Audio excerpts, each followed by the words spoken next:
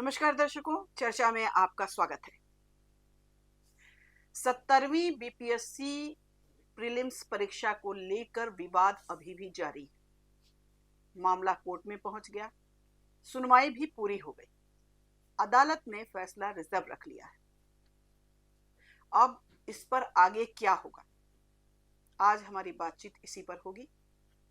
हमारे साथ हैं प्रज्ञेश प्रसून, आईएएस की कोचिंग चलाते हैं, शिक्षाविद हैं और बीपीएससी में धांधली के मामले को लेकर बहुत ही मुखर है और कोर्ट में भी इन्होंने सुनवाई में भाग लिया है, अपनी बातें रखी हैं जोरदार तरीके से। आज हम इनसे बात करेंगे, कोर्ट का रुख क्या है, भविष्य में क्या हो सकता है, इस पर ही हमारी चर्चा होगी। प्रसून जी, आपका स्वागत है। जो कोर्ट में सुनवाई जारी है, बच्चे तो परेशान हैं, लेकिन अभी तो चूंकि कोर्ट का मामला है, इस पर बहुत खुल के हम लोग नहीं कह सकते हैं, लेकिन फिर भी आप अपना पक्ष बता सकते हैं कि कोर्ट में आपने क्या प्ले लिया और क्या रुख रहा।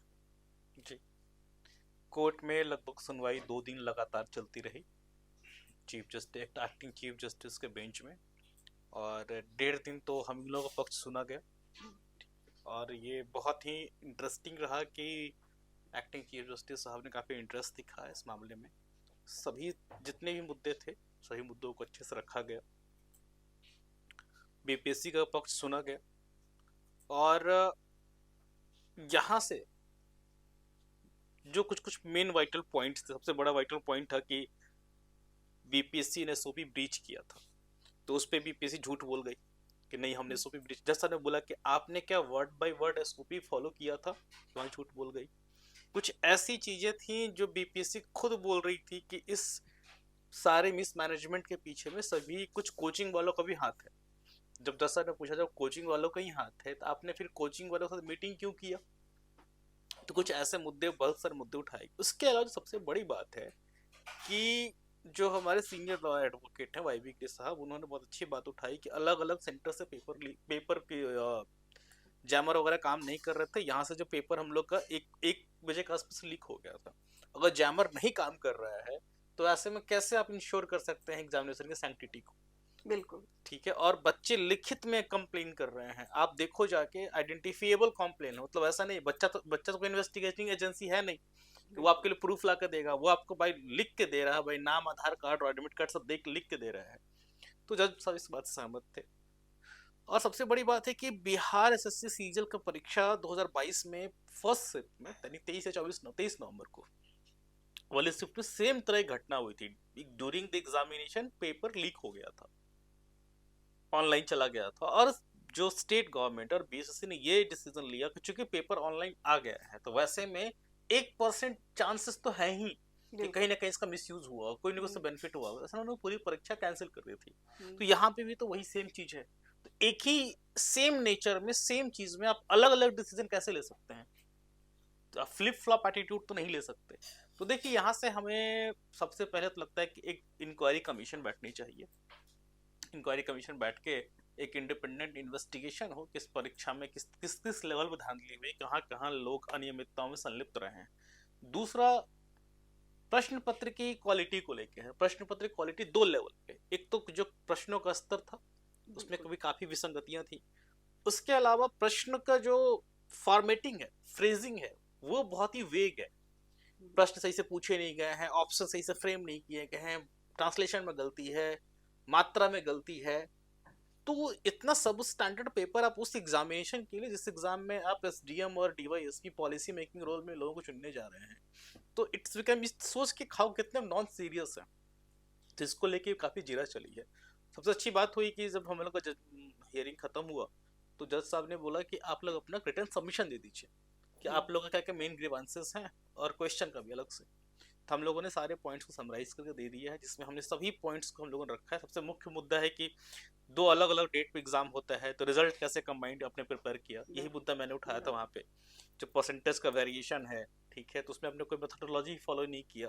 और मेरा ये कहना है कि आप इन दोनों रिजल्ट को मर्ज कर ही नहीं सकते, बिकॉज कोई मेथोडोलॉजी नहीं है, कोई फॉर्मूला, नॉर्मलाइजेशन, स्केलिंग और रॉ मार्क्स कोई वर्क ही नहीं करेगा। यही मैंने वहाँ पे सबमिट भी किया कोर्ट में। तो वैसे परिस्थिति में यहाँ पर रिजल्ट फीजिबल ही नहीं है। तो जस्ट इस बात से सहमत थे, उन्होंने लिख बोला कि हाँ मैंने आपकी बात को रखा है, समझ लिया है। तो इन्हीं सब चीजों को देखते हुए मैं तो काफी होपफुल हूँ कि री एग्जामिनेशन हो देखिए, जाएगा। इसमें 2 पॉइंट तो सामने आते हैं। पहला तो ये है कि जो अभ्यर्थी हैं जो री एग्जाम की बात कर रहे हैं कि री एग्जाम लिया जाए, तो अभी तो फिलहाल कोर्ट ने इस पे सहमति नहीं दी है। तो एक सवाल ये है कि क्या धांधली साबित होती है तो क्या री एग्जाम होगा। लेकिन और सेकंड 2 क्वेश्चन हम आपसे लगातार पूछ रहे हैं, उस पर मेरे ख्याल से सारे अभ्यर्थी इसको जानना चाहेंगे। दूसरा ये है कि जो परीक्षा एजेंसियों की जो भूमिका है वो इधर लगातार सवालों के घेरे में है। ये सिर्फ बीपीएससी का ही मामला नहीं है, एनटीए के साथ भी यही हुआ। जितनी भी भर्ती परीक्षाएं हो रही हैं उसमें कुछ न कुछ अनियमितताएं, उसमें तो इतना तो सच है कि बहुत बड़ा रैकेट है जो काम कर रहा है और कहीं ना कहीं सारी एजेंसियां उससे अफेक्टेड हैं, प्रभावित हैं। तो एक तो ये कि सरकार या कोर्ट इस नेक्सस को तोड़ने के लिए क्या करेगा ये देखना है, और सेकंड ये कि नेक्सस या जो इसमें जालसाज हैं वो तो पकड़े ही जाएं, साथ में जो परीक्षा एजेंसियां हैं जिनकी विश्वसनीयता साख दांव पर लगी है और लोगों का भरोसा उठ गया है, इन एजेंसियों के खिलाफ क्या कार्रवाई होती है। तो हम ये तीनों चीजों पर आपसे जवाब जानना चाहेंगे। क्योंकि कोर्ट का मामला स्पष्टता के साथ कुछ नहीं कहा जा सकता है, लेकिन कोर्ट का रुख ये तीनों चीजों को लेके, जैसे री एग्जाम होगा कि नहीं होगा, दूसरा कि कोर्ट क्या जो इस तरह की धांधली करने वाली परीक्षा एजेंसियां हैं, जो भी एजेंसी हो, अभी तो फिलहाल बीपीएससी का मामला चल रहा है तो हम उस पर बात करेंगे, क्या उस पर कोई कार्रवाई करेगी। अब तीसरा कि क्या कोई नेक्सस है, जैसे कोचिंग सेंटर्स की भूमिका भी सवालों के घेरे में है, बहुत सारे लोग इसमें संदिग्ध माने जा रहे हैं। तो क्या ऐसा कोई नेक्सस है, यदि नेक्सस है तो उसको रोकने के लिए कोर्ट अपने स्तर से क्या करेगा, क्योंकि सरकार तो कुछ नहीं कर रही है। ये साफ दिख रहा है कि सरकार कहीं से कुछ नहीं करने जा रही। तो इन तीनों सवालों के जवाब में आप एक स्पष्ट नहीं लेकिन एक जो अनुमान है उसके बारे में बात कर सकते हैं हम। अनुमान ये है मेरा कि बीपीएससी सिर्फ एक परीक्षा एजेंसी ही नहीं, एक संवैधानिक संस्था है। बिल्कुल। और इस संवैधानिक संस्था के जो मैंडेट है वो मैंडेट है आपको सबसे मोस्ट सुटेबल कैंडिडेट को चुन के पब्लिक पॉलिसी फॉर्मुलेशन रोल भेजना, और इसके लिए इनका इंटेंट सही होना बहुत जरूरी है। जब इनका इंटेंट सही था तो 68वीं और 69वीं बीपीएससी का जो पेपर था उस पेपर में ना के बराबर गलतियां थी। पेपर को स्टैंडर्ड भी काफी अच्छा था, ट्रांसलेशन से आंसर की में हर चीज में काफी पारदर्शिता बरती गई थी। तो यह दर्शाता है कि जब इंटेंट सही हो तो काम बढ़िया होता है। यूपीएससी के पेपर में क्यों नहीं गलतियां धांधली होती हैं, यूपीएससी के पेपर में इतने बड़े लेवल पे क्यों नहीं मिसमैनेजमेंट होता है। वो तो पूरे इंडिया में एग्जाम करवा लेती है, आप बिहार के एक सेंटर पर नहीं करा पाते हैं। आपका एसओपी बिहार के पटना के सबसे बड़े सेंटर पे आपका कोई अधिकारी ही नहीं गया था, आपने अपने उसमें एफिडेविट में अपने रिपोर्ट में आपने एक्सेप्ट किया है। तो वैसी परिस्थिति में सोच कि आपका इंटेंट सही नहीं है, वो इंटेंट क्यों नहीं सही है, कुछ तो फिशी है। तो ये कहीं ना कहीं एक बड़ा मुद्दा है, और इस मुद्दे को लेके इसमें जब तक एक इंडिपेंडेंट इन्वेस्टिगेशन नहीं बैठेगी, इंडिपेंडेंट इन्वेस्टिगेशन बैठ के इस बात को निकाला जाए बाहर। आपने कोर्ट से ऐसी मांग हाँ, कोर्ट में हम सबके रिट में ये मांग है। अच्छा, हमने ये मांगी कि एक इंडिपेंडेंट इन्वेस्टिगेशन बैठे, वो इस बात को जांच करे कि आखिर बीपीएससी में किस तरह से परीक्षाएं ली जाती है, क्वेश्चन पेपर कौन सेट करता है, ये सारे प्रक्रियाएं कैसे ट्रांसपेरेंट हो सकती हैं, कैसे ये इंश्योर कर सकते हैं कि जो एग्जामिनेशन का सैंक्टिटी और प्योरिटी है उसको ब्रीच नहीं किया जाए, किसी भी एट जीरो टॉलरेंस होना चाहिए, नो एक्सक्यूज।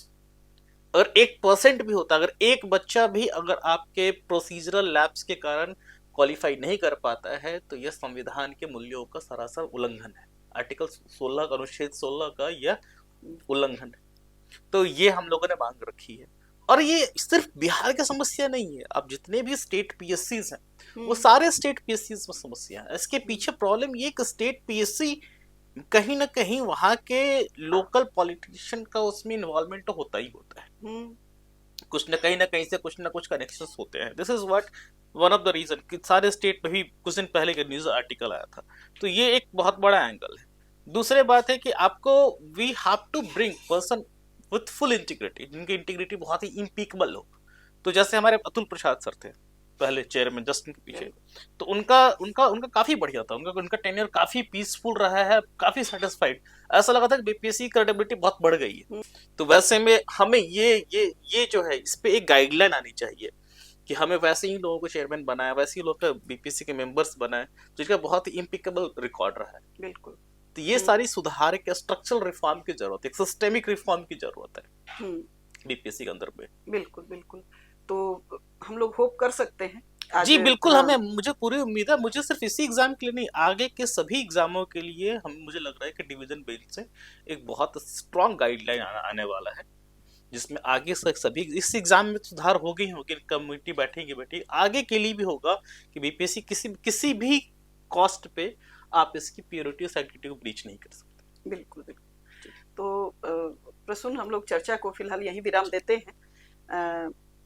छात्र परेशान है, अभ्यर्थी परेशान है। बहुत सारे अभ्यर्थियों ने पर्सनली मुझसे कहा कि वो लड़ना चाहते हैं लेकिन सरकार से इतने डरे हुए हैं कि उनको फंसा दिया जाएगा। ऐसे में शिक्षकों ने बीड़ा उठाया है, प्रसून जैसे शिक्षक ये जो लगातार लड़ाई लड़ रहे हैं, और एक रोशनी, एक उम्मीद की किरण जगती है कि चलो यदि कहीं कुछ गलत हो रहा है तो कहीं कुछ उसको सही करने के लिए लड़ने वाले लोग भी हैं।